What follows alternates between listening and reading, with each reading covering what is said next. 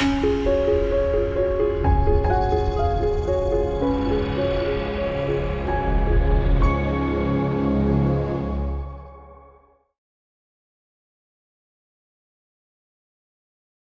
now move to the second part of today's program, the book launch ceremony of Land of Pathshalas, a story of indigenous Indian education, authored by Dr. Ankur Kakkar. Before we proceed with the launch, let me take this opportunity to briefly introduce the author. Dr. Ankur Kakkar's research focuses on the deeper civilizational aspects and continuities in Indian history and culture.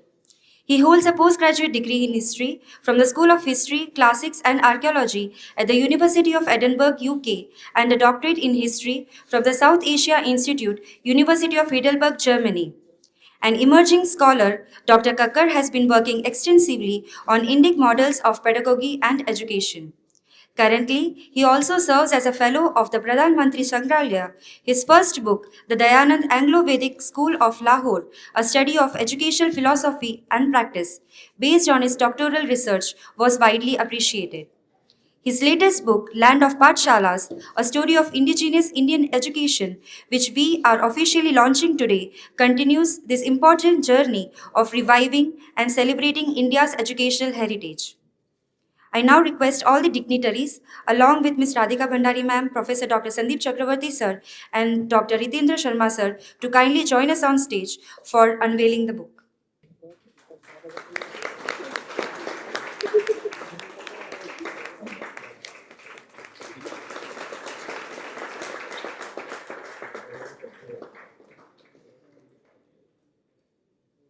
Thank you. Now, I would like to invite Dr. Ankur Kakkar sir to kindly share a few words about his book with all of us. Namaste. Om Shri Gurubhyo Namaha. Let me begin by thanking Dr. Nagesh Bhandari ji, President Indus University, and Dr. Ritu Bhandari ji, President of Indus University, and Professor Ram Sharma ji, Dean of Center for Indic Studies, for giving me this opportunity to release my book in the august and inspiring presence of both Shri Rajiv Malhotra ji and Srimati Indumati Kardare ji. It is indeed a blessing to have my book released by Sri Rajiv Malhotra ji, whose work has provided the foundation for many of us to become trained as intellectual Kshatriyas, and whose invaluable scholarly contributions have equipped people like us to understand and fight our civilizational battles. I feel equally fortunate to receive the blessings of Indu Tai, who has dedicated herself to the cause of decolonizing Indian education and whose tireless efforts in documenting and reviving our indigenous traditions and practices have inspired us to serve our society. Over the course of my intellectual journey, I have realized the enormity of this task of decolonization and the importance of unlearning many ideas that we have acquired from our education system. So, like many educated Indians, I grew up believing that most of these modern systems, like the railways, the democracy, constitutional democracy, and parliament and other systems, were instituted by the British for our welfare, and ultimately it must have been they must have been essentially good systems. So this colonial narrative of instituting this English education system essentially for our welfare was based on many premises and many data that they gathered during the 19th century to support this whole narrative of instituting British colonial education. This evidence itself was, of course, compiled based on the framework, as Rajiv ji was explaining, this framework, the Western framework or the colonial framework. And the questions that they asked generated more data to support this framework. And so it became more and more, they found more justification to further institute British colonial education. So some typical examples of the framework and questions were what was the overall literacy rate in pre-colonial or indigenous institutions? What was the number of women who were studying in schools and colleges earlier? And was the caste system a hindrance to our education? And was there any irregularity and of fees, of attendance? And so these were the kind of questions that were asked from this framework. And uh, also the data that was gathered based on these questions was selectively used to paint a very bleak picture of indigenous Indian education or traditional Indian education. And that is why it became more and more easy for people to feel that the old traditional education system is in the need for dire reform, and therefore we must have British education, and it must serve a very good purpose. Now, this was challenged in the first person to challenge this was Gandhi in 1931 when he gave his famous speech in Chatham House. He said that India was probably more educated before the British than now, and this upset many people. And one of the thinkers who was inspired by Gandhiji and who took this further was Sri Dharampal ji. And in many ways, my journey has been inspired by Dharampal ji. In fact, I began exploring this question of Indian education only after reading Dharampal ji's work, which is titled The Beautiful Tree. So in 1983, Dharampal ji, for the first time, he re-accessed and re-examined these original records and these surveys and historical records. And he went to London. So he looked at all these British records that were available in the British Library in London. And from there, he gave a very comprehensive rebuttal to this whole narrative about Indian society before the British, talking about all kinds of institutions, including, of course, the Indian education system. And Dharampalji's findings, what they revealed was that the indigenous education system was more widespread, more systematic, more simple, and also more practical than the British would have us believe through their narrative. He also showed that the Indian system was far superior than any contemporary system at that time.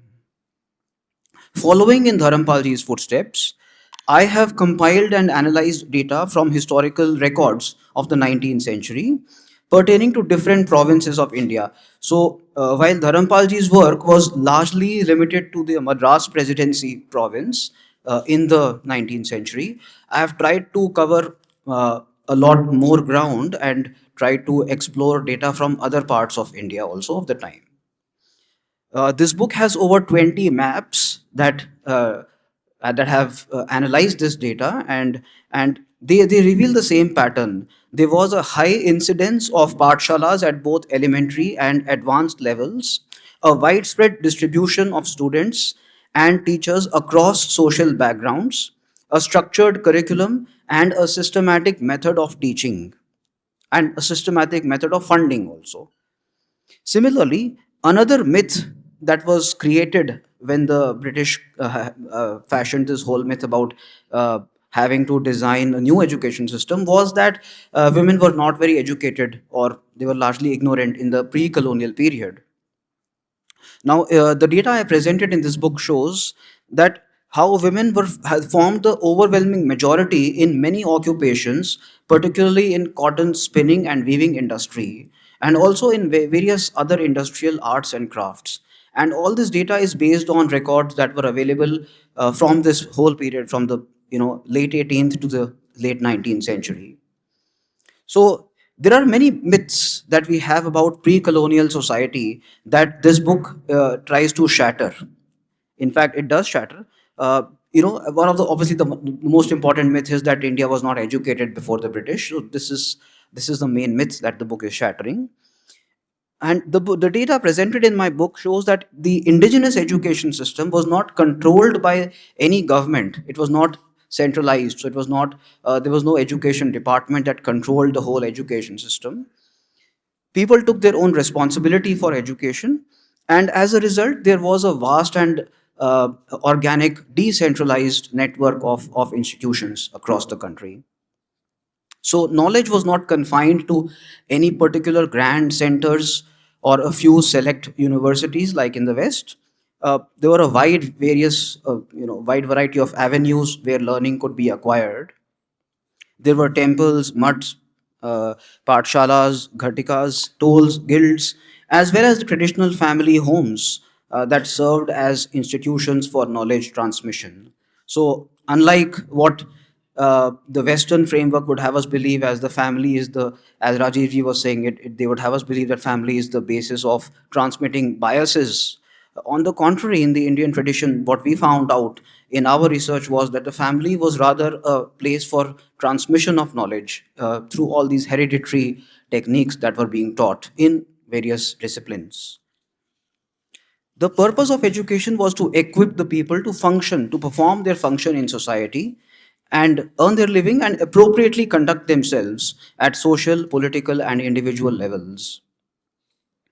To take my investigation further, in my quest to understand the true nature of indigenous Indian education, I read the works of luminaries such as Sri Aurobindo, Sri Dharampal, Sri Ram Swarup, Kapila Vatsyayan, Anand Kumaraswamy, Anand Wood, and of course Sri Rajiv Malhotra ji, all of whom have explained the core fundamentals of Indian traditions based on the premise that India is a knowledge centered civilization. So, one of the primary critiques of the British colonial narrative was that Indian society was largely ignorant. But what we found out from our research was that India was rather a knowledge centered civilization, just that this knowledge was not limited to only a few centers so that it could not be traced to a particular few universities. Rather, it was more widespread and more decentralized, so it could not be captured in the sense of a particular survey or a report.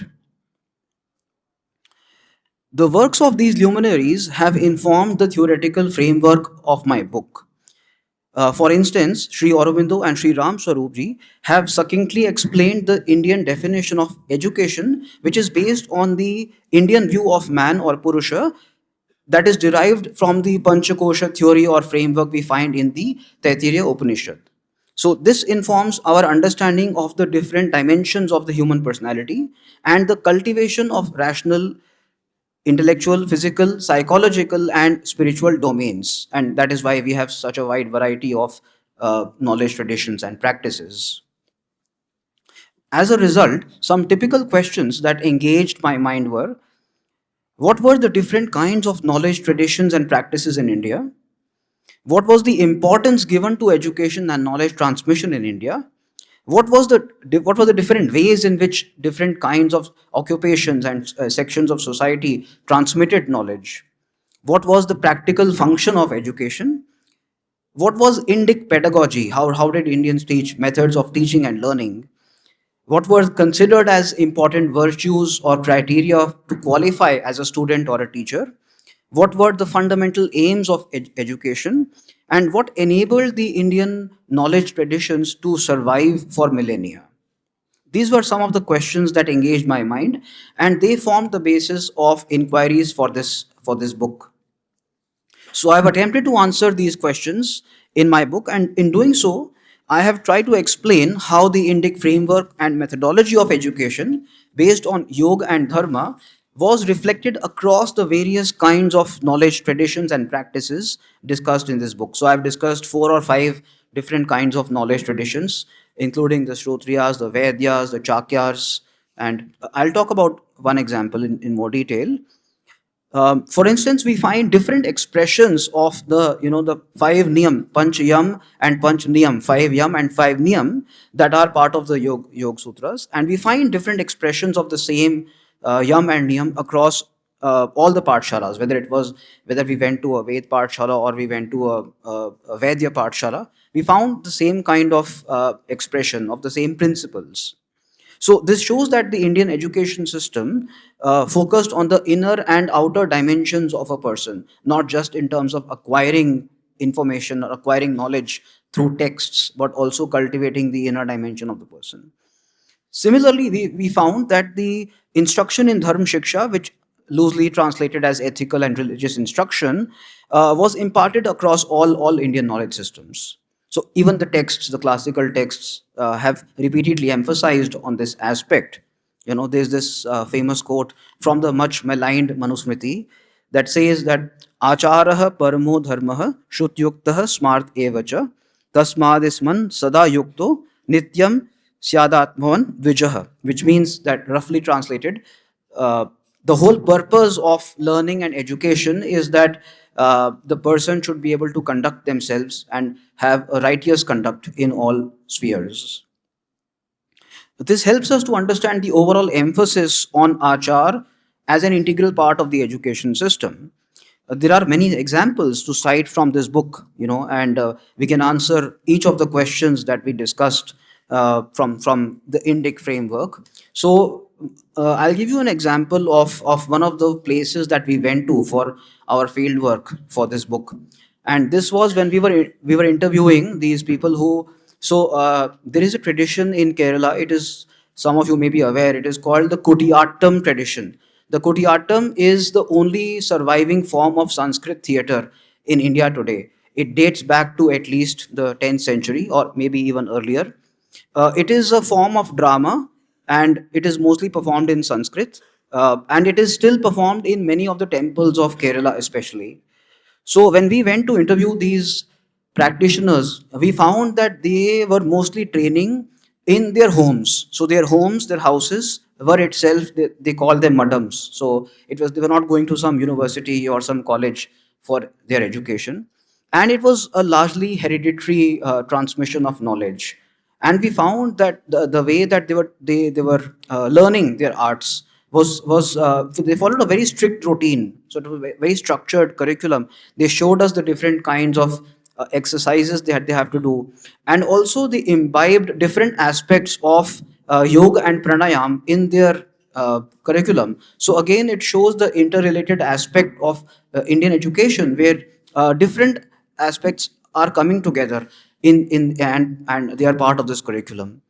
So we witnessed the performances, and we have documented that. And one chapter in this book is on the training of a chakyar, how a chakyar is trained. Chakyar means an actor in their language. So how, what is the successive stages of instruction that he has to go through, how they are trained, and finally how they become a practitioner. So there are many examples to cite from the book, and overall, the question is, how do we approach the idea of Indian education? Because this is not a question just about the past or about some education system which was prevailing only before the British. Because many of these practices still continue to this day, and we find many of these centers of these knowledge traditions and practices across different states, whether we went to the Baul tradition in Bengal, when we went to their Pathshala, and we looked at how they were training, and we found out again a similar pattern that could be discerned. So now I will conclude this brief speech by leaving you with two important lessons that I have learned from by reading the works of great luminaries and also during my field work. And that is that the first lesson is that the Indian tradition is to be studied as an organic whole rather than in fragments. That is the first lesson. And the second lesson is to focus on the broad fundamentals that govern the tradition rather than looking at the tradition in differences, in bits and pieces. The lesson is to study the Indian tradition in and the broad fundamentals that govern the tradition. So, whether it is a tradition of Indian art or architecture, or in this case, the tradition of Indian education. So, thank you once again for joining me for this book launch, and thank you so much. Thank you so much, sir, for your inspiring words. Moving ahead, it is now my privilege to introduce our respected guest of honor, Dr. Indumati Kattare, fondly known as Indu Tai. Dr. Kattare is a renowned educationist and a devoted advocate for reviving India's ancient education system. She has dedicated her life to restoring India's civilizational glory through education, particularly by promoting Indic knowledge systems and cultural values. She emphasizes the urgent need to Indianize education, highlighting how India's traditional systems were dismantled during colonial times and has been working tirelessly to revive them. Currently, she serves as the Vice Chancellor of Purnaruttam Vidyapith, an institution committed to reviving India's civilizational spirit and ancient educational traditions. She has also extensively explored how the Gurukul system shaped character and dharma, suggesting it as a model for raising grounded, resilient, and value driven children. Beyond education, Dr. Kadare has been actively involved in tribal rehabilitation efforts, working with various organizations to uplift and empower underprivileged communities. She has authored over 100 articles on topics ranging from Mahabharata, Itihasa Purana, to civilizational studies, and in 2024, she was honored with the prestigious Baya Karve Award for her outstanding contributions to the field of education. We are deeply honored to have you here, ma'am. Now I humbly invite ma'am to speak a few words. आज के इस पुस्तक प्रकाशन के समारोह में मेरे साथ मंच पर उपस्थित आज के कार्यक्रम के मुख्य अतिथि श्री राजीव जी, श्री नागेश जी, रितु जी, राम शर्मा जी और अन्य महानुभाव तथा सभागृह में उपस्थित सभी शैक्षिक और बौद्धिक जगत को एक्सप्लोर करने वाले समान धर्मा बंधु भगिनी, मैं हिंदी में बोलूँगी। अभी अंकुर जी के पुस्तक का लोकार्पण हुआ, उसके पहले बच्चे आपके संस्कार किसके, वेरी इंटरेस्टिंग टाइटल। दोनों विषय हमने जिसके ऊपर बहुत काम किया है ऐसे ही हैं। अंकुर जी के पुस्तक के बारे में मैं सुन रही थी, तब बहुत ध्यान से सुन रही थी, कितने अधिक मुद्दे उन्होंने उठाए हैं। ये उन्होंने धर्मपाल जी का स्रोत उनको प्राप्त हुआ है ये तो कहा, और भी स्रोतों की बात की, परंतु केवल रिपोर्टिंग नहीं है, केवल ये सर्वेक्षण की बात नहीं है, केवल संख्यात्मक जानकारी नहीं है। रेट ऑफ लिटरेसी क्या है, लड़कियां कितनी पढ़ती हैं, लड़के कितने पढ़ते हैं, विभिन्न जातियों के बच्चे कितने हैं, उनका फाइनेंस कैसे होता है, इतनी ही बात नहीं है। इस सूत्र को पकड़कर इवन आज भी भारतीय शिक्षा को लेकर कौन सी गंभीर समस्याएं हैं, उनके प्रति भी उन्होंने इशारा तो किया, इशारा भी किया, कुछ उदाहरण भी दिए कि आज भी मैनी ऑफ द सिस्टम्स, कि बहुत सारी हमारी सिस्टम्स हैं, हमारे तंत्र हैं, वो भारतीय नहीं हैं। मैं कहूँगी बहुत सारी नहीं, सारी की सारी सिस्टम्स अगर लें तो एक भी भारतीय नहीं है। ये कहना it is very sad and very alarming. हम अपने ही बारे में कह रहे हैं कि हमारी एक भी सिस्टम भारतीय नहीं है। तो इसके संबंधित अनेक बातों के बारे में अंकुर जी ने अपनी पुस्तक में सारी जानकारी भी दी है, जानकारी नहीं विचार भी दिए हैं, आइडियाज़ भी दिए हैं, कैसे हम इसको आगे बढ़ाएंगे इसकी तरफ भी संकेत किया है। जो बच्चे आपके संस्कार किसके, ये तो माता पिताओं के लिए बहुत ही महत्वपूर्ण ऐसी पुस्तक है, क्योंकि हम लोग माता पिता बनकर एक नई पीढ़ी का निर्माण कर रहे हैं जो केवल अपने तक सीमित नहीं रहने वाली हैं, वो समाज के लिए, धर्म और संस्कृति के लिए, राष्ट्र के लिए हमारा कंट्रीब्यूशन होगा।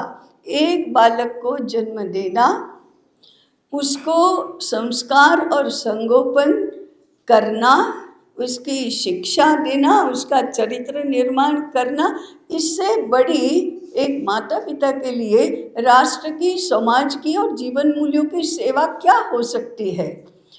परंतु हम नहीं जानते इसको, we are not aware of it. जानते तो नहीं, उसका महत्व भी नहीं समझते। और अभी तो ऐसा ट्रेंड चला है, हमको माता पिता बनना ही नहीं है। ये झंझट किस काम की, क्यों करना ऐसी झंझट। इसके सामने हमने बहुत कुछ विचार करने की आवश्यकता है। एक माता पिता केवल अपने बच्चे के माता पिता नहीं होते, ये बालक को जन्म देने के माध्यम से राष्ट्र निर्माण में कंट्रीब्यूट करने वाले होते हैं, इसका कोई विकल्प नहीं होता। और हम इतनी महत्वपूर्ण बातें आउटसोर्स ही करते हैं।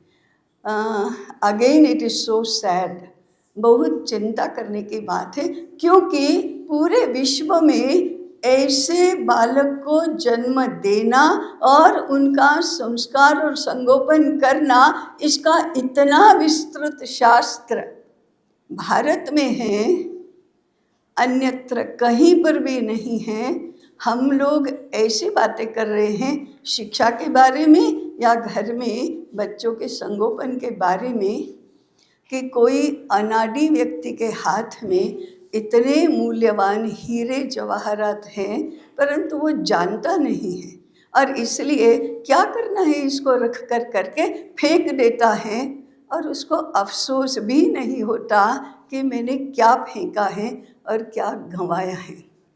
इन दोनों विषयों के बारे में अवेयरनेस निर्माण करने का काम इन दोनों पुस्तकों के माध्यम से हुआ है। तो मैं प्रारंभ में ही दोनों पुस्तकों के लेखक का हम सब की ओर से बहुत बहुत अभिनंदन करके ही करूँगी।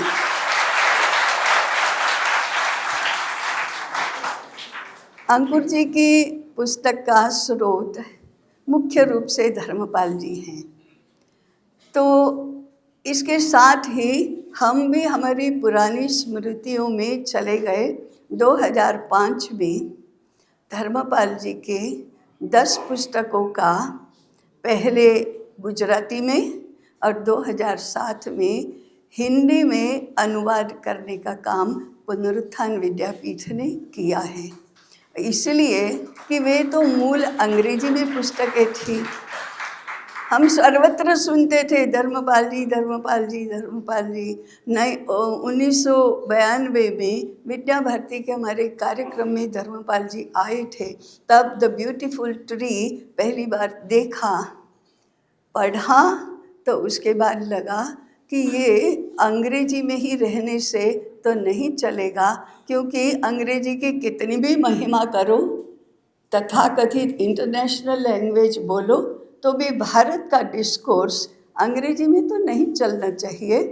वो हम गुजरात को बिलोंग करते हैं, इसलिए पहले गुजराती में किया, परंतु बाद में तो सभी ने कहा कि नहीं ये हिंदी होना चाहिए, इसलिए हिंदी में किया। उसी समय उसके लोकार्पण कार्यक्रम में धर्मपाल जी भी पधारे थे, उनके साथ वार्तालाप करने का भाग्य भी मिला, तो ये बातें स्मरण में आई। परंतु उन पुस्तकों के प्रस्तावना में एक कोटेशन हमने संपादकीय में दिया था। 1868 में मैक्समूलर ने अपने पिता को पत्र में लिखा था, India has been conquered once, but she should be conquered again, and the second conquest should be through the conquest of education. Bharat एक बार जीता गया है, परंतु उसे पुनः सर्वार्थ में जीतना चाहिए, और ये दूसरी जीत होगी शिक्षा में जीत के द्वारा, and that was the beginning of Europeanising Indian education. Bharat का यूरोपीकरण, शिक्षा का यूरोपीकरण करने का प्रारंभ वहाँ से हुआ, अभी रुका नहीं है। We are more European than Europeans themselves in the field of education. इस बात को हमें स्मरण में रखना चाहिए और ये हमारी चिंता का विषय बनना चाहिए। हम सब ने मिलकर पुनरुत्थान विद्यापीठ के साथ मैक्समूलर को उत्तर क्या देना चाहिए। भारत माता एक बार तो मुक्त हुई है 1947 में, परंतु ये तो टेक्निकल मुक्ति है, सर्वार्थ में मुक्ति अभी होनी है, और ये हम सबके प्रयत्नों के द्वारा पुनः शिक्षा के माध्यम से ही होगी। इस स्पिरिट से हमने भारतीय शिक्षा की ओर देखने की आवश्यकता है। उस स्टेटमेंट, मैक्स मुलर का स्टेटमेंट और हमारा उत्तर, इन दो के बीच में बड़ा फासला है और यह अंतर हमें पाटना है। कैसे पाटेंगे? अभी राजीव जी ने उल्लेख किया संविधान के बारे में। उसका भारतीय मूल नहीं है संविधान का, केवल संविधान हमारे सारे सिस्टम्स, संविधान, IPS, न्याय प्रणाली, social systems, university structure, even economic structure, psychology, sociology, जितने भी हमारे शास्त्र हैं, जितने भी हमारी सिस्टम्स हैं, फैमिली सिस्टम, इवन कानून, फैमिली से संबंध में कानून, एक भी भारतीय नहीं है। हाँ, लगते होंगे भारतीय, लेकिन ये लगते होना तो इवन मोर डिसीविंग है। ये तो और भी हमारे ये तो छद्म है, pseudo, it is pseudo Indian, not Indian. तो सारे तंत्र यदि आज भारतीय नहीं हैं तो इसका कारण क्या है? समस्याओं के बारे में हम बहुत विश्लेषण करते हैं, हम बहुत उसका नरेशन भी करते हैं, बहुत बारीकी से अभ्यास करते हैं। What about the answer? What about the उसका हल क्या है? हल के बारे में हम क्या सोचते हैं? तो पुनरुत्थान विद्यापीठ और उसके समान धर्मादेश पर में ऐसे अनेक लोग हैं, I include Rajiv ji also in that, कि हम प्रयास कर रहे हैं। तो क्या प्रयास करने होंगे? एक यूनिवर्सिटी के माध्यम से, शिक्षा जगत के माध्यम से।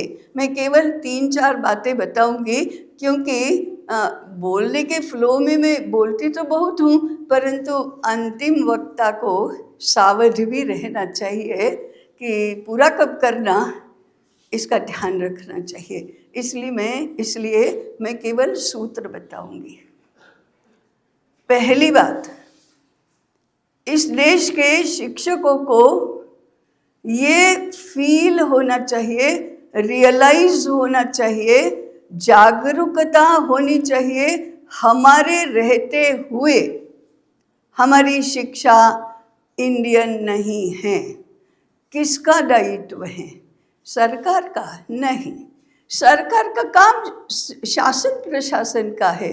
सरकार का काम परराष्ट्र के आक्रमण से मुक्ति दिलाने का, सुरक्षा करने का है, आंतरिक सुरक्षा का है।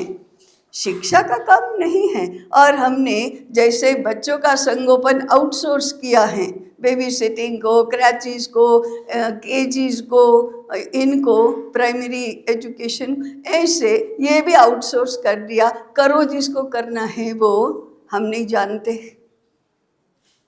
तो पहला मुद्दा दायित्व शिक्षकों का होना चाहिए। सुरक्षा नहीं, सम्मान नहीं, वो तो इट फॉलोज, वो तो उसके पीछे पीछे आएगा। क्योंकि अगर हम समाज की, शिक्षा की, ज्ञान क्षेत्र की चिंता करेंगे तो सम्मान तो इस देश की जनता ने बहुत दिया है।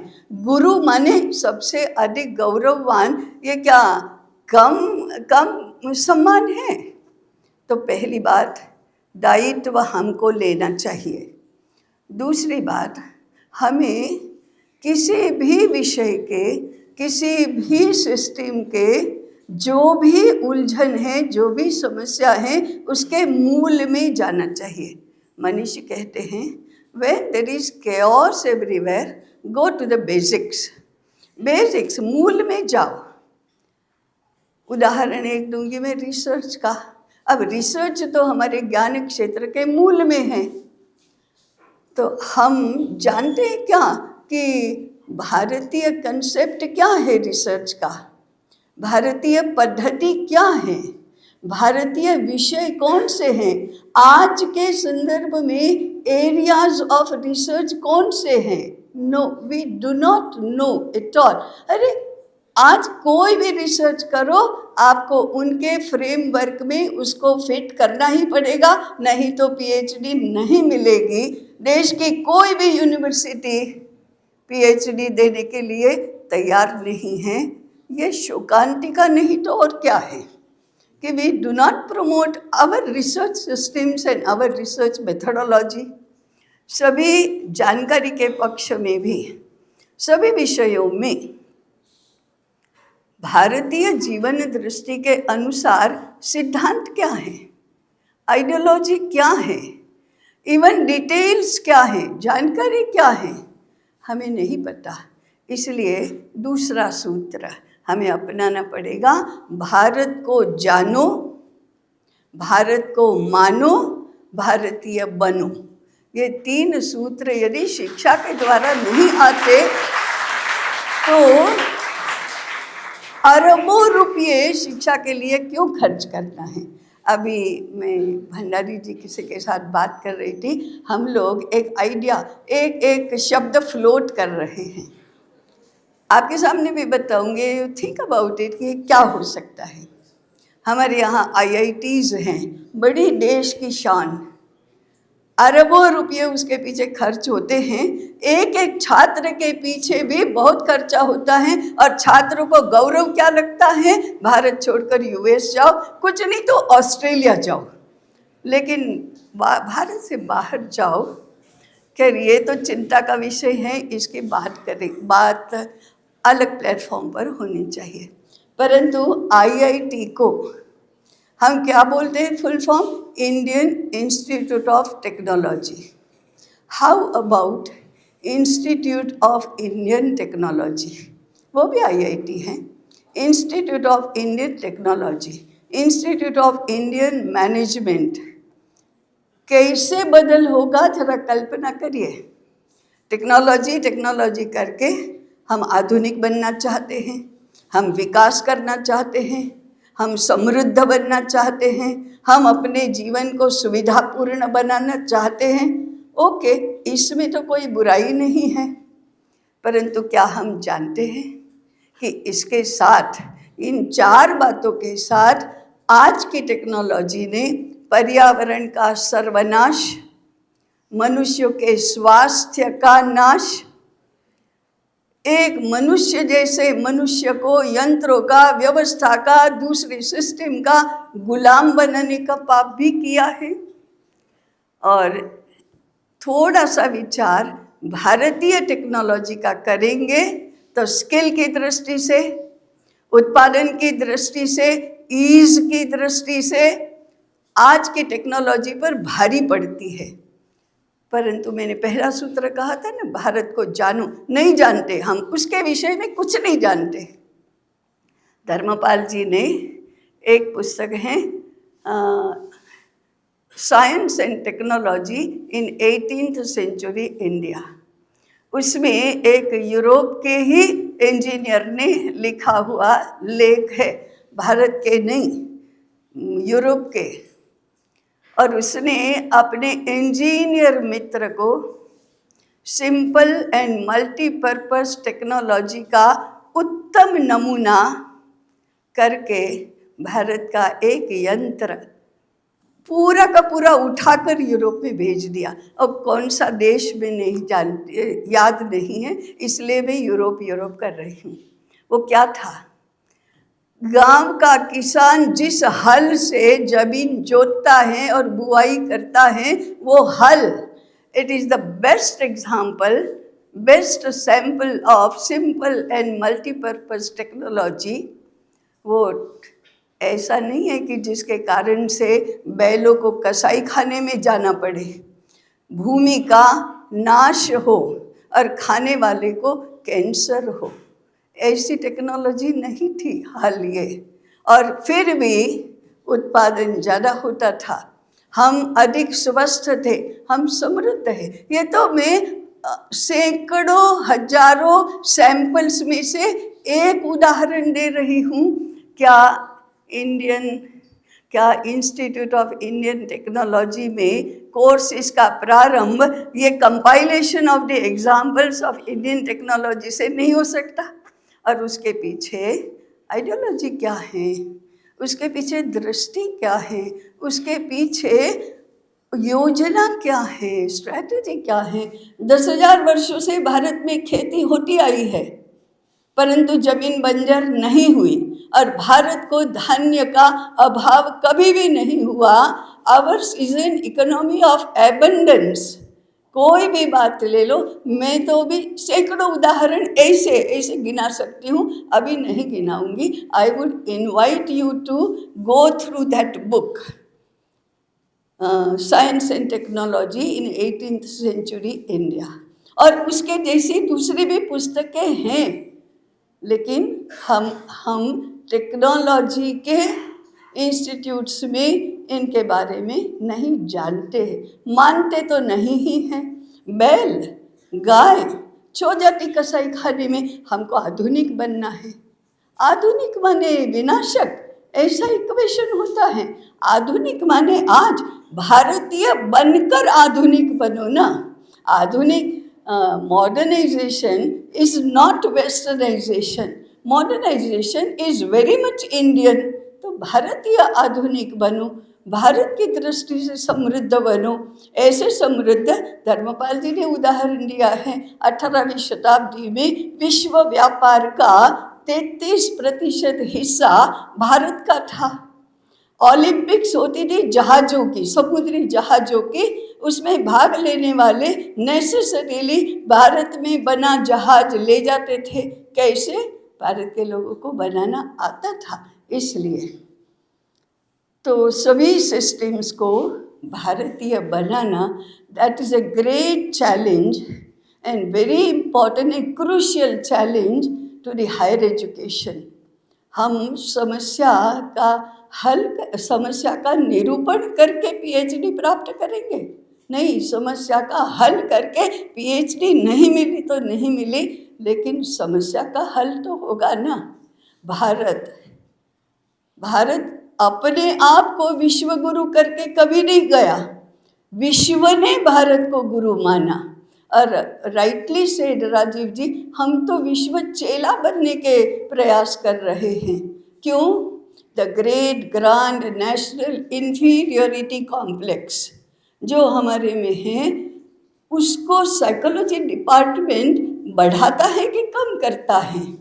Evaluation of the department should be on that line कि हम कर क्या रहे हैं, क्या कर रहे हैं। मैनेजमेंट क्या कर रहे हैं, राजनीति शास्त्र, पॉलिटिकल साइंस कर क्या रहे हैं, हमारे सोर्सेस कहाँ हैं। हमने IKS के नीचे किया क्या?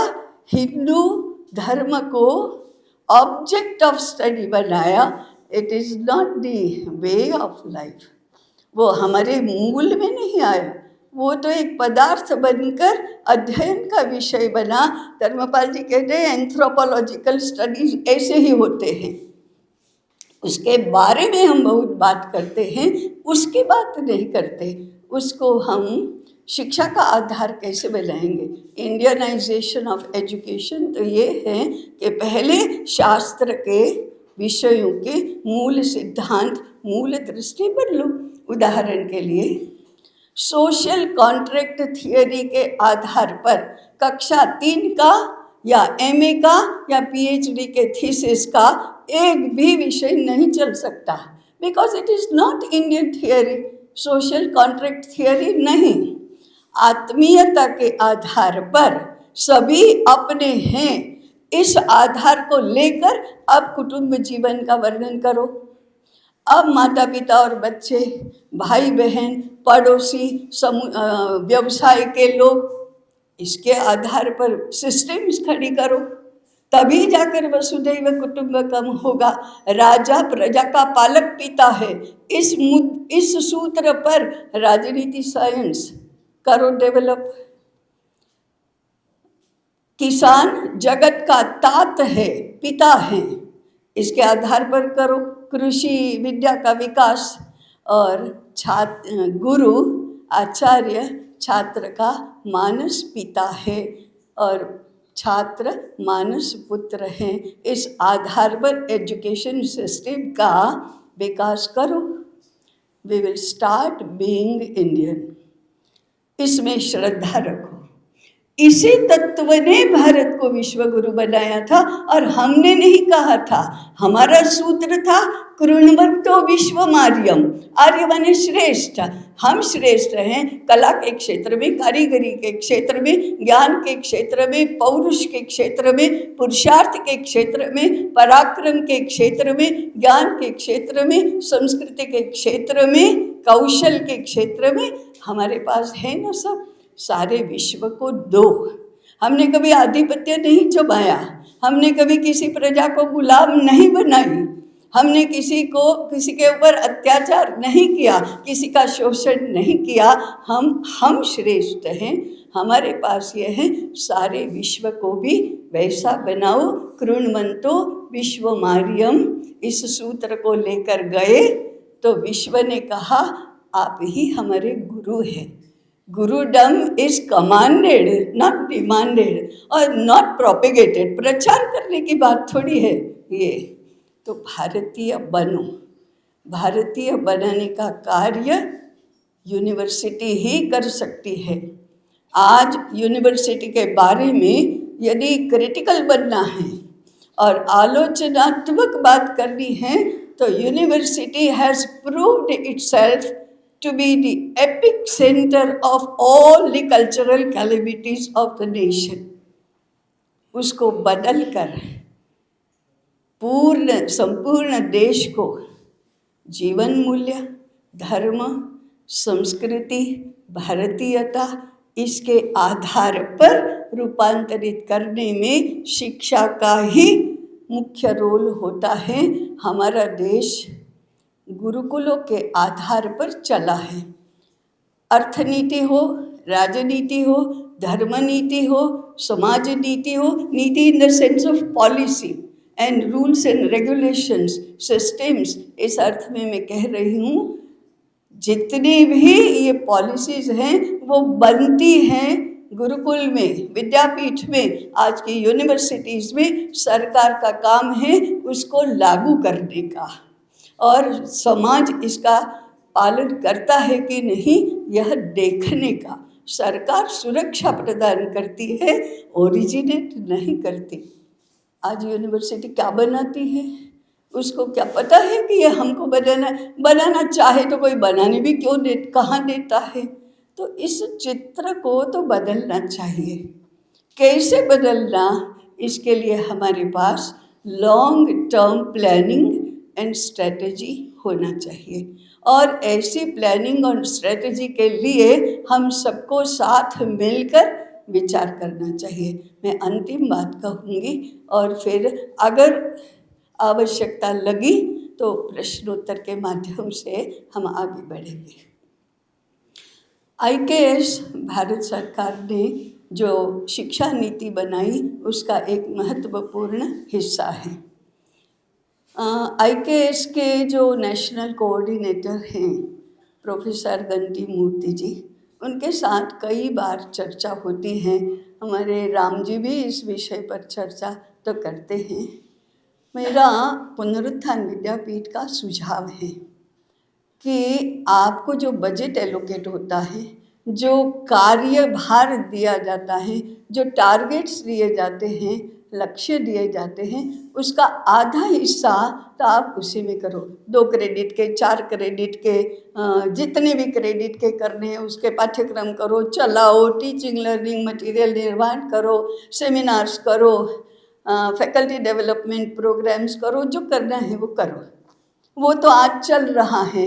May be it is the need of the hour, या IKS है तो ये तो करना पड़ेगा तो करो। आधी शक्ति, the whole department, the whole university, the whole institute go to the fundamentals. पूरा विषय मूल से लेकर अंत तक भारतीय स्वरूप का बनाओ। मे भी 3 वर्ष लगेंगे, 5 वर्ष लगेंगे, IKS रहेगा तब तक।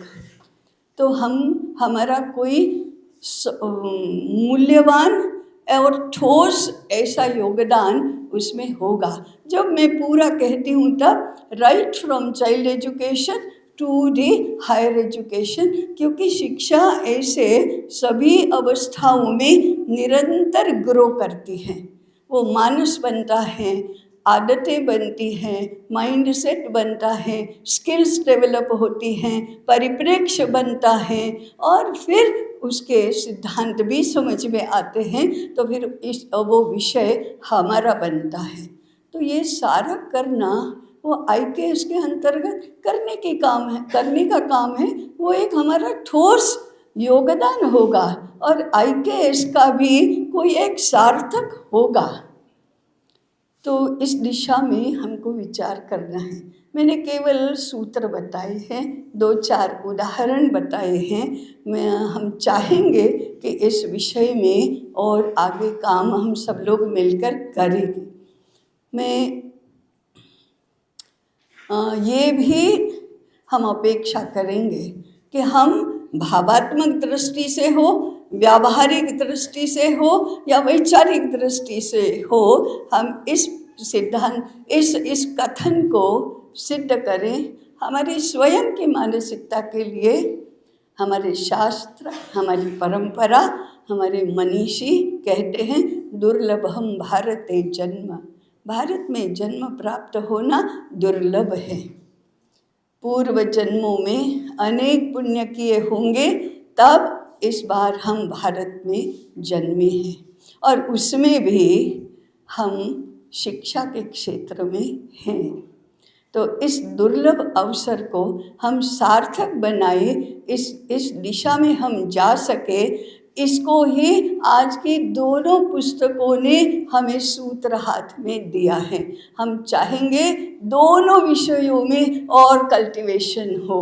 और अंकुर जी तो अभी यंग स्कॉलर हैं, उनकी एक मालिका बने पूर्ण भारतीय शिक्षा पद्धति की, केवल पद्धति नहीं, भारतीय शिक्षा, भारतीय ज्ञान संपदा इस विषय की, और सैद्धांतिक और व्यावहारिक दोनों स्वरूप की सामग्री वे और अनेक उनके मित्रों को प्रेरित करके वे तैयार करें, ऐसी मालिका बनाए। वो ज्ञान क्षेत्र की बहुत बड़ी सेवा होगी, जिसका पुण्य ऐसा मिलेगा कि आगे आने वाला जन्म भी भारत में प्राप्त होगा। मैं दोनों लेखकों को पुनः एक बार अंतःकरण की गहराई से बहुत बहुत अभिनंदन करके मेरी वाणी को विराम दे रही हूँ। नमस्कार। Thank you so much, ma'am, for your inspiring words. May I now request Dr. Ritu Bhandari, ma'am, Honorable Presidential Secretariat, to kindly felicitate Dr. Indumati Katdareji with a token of appreciation.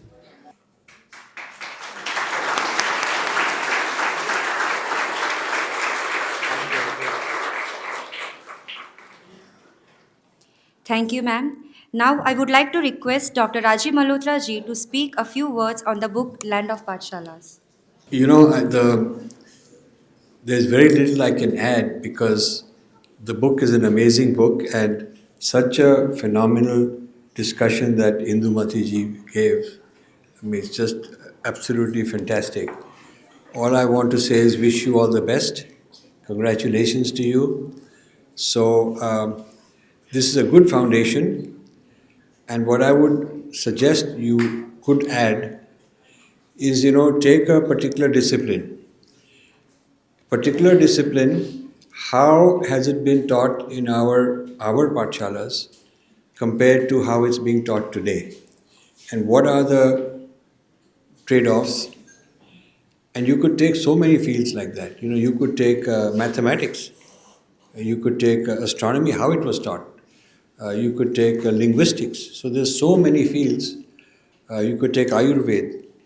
And if you take one and do a kind of a comparative study, then it actually is practical, because then it shows how to bridge from this mess that we are in, how to bring it back. So this kind of a comparative study and the path return back has to be done for every discipline. It's so huge job. It's a very huge job. So I think that's your book should inspire this kind of work that I just mentioned. Then it will be a true vision of the future, because that tells you the path to the future.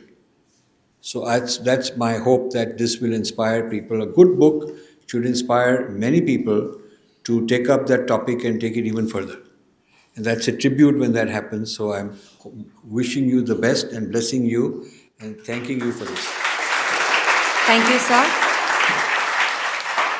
On behalf of Indus University, it is my privilege to extend a heartfelt vote of thanks to our chief guest, Dr. Rajiv Malhotra ji, for gracing us with his presence and invaluable insights. To our guest of honor, Dr. Indumati Katdare ji, for her motivating words and guidance. To our Honorable Presidential Secretariat, Dr. Nagesh Bhandari sir and Dr. Ritu Bhandari ma'am, for their constant vision and encouragement. To Dr. Ankur Kakkar for enriching this event with his scholarship and for gifting us Land of Pathshalas.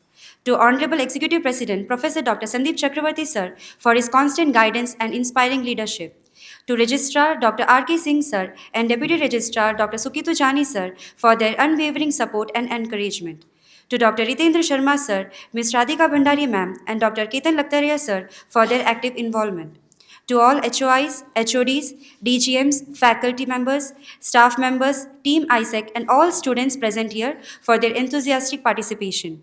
With gratitude to each and every one of you, thank you for being part of this memorable evening.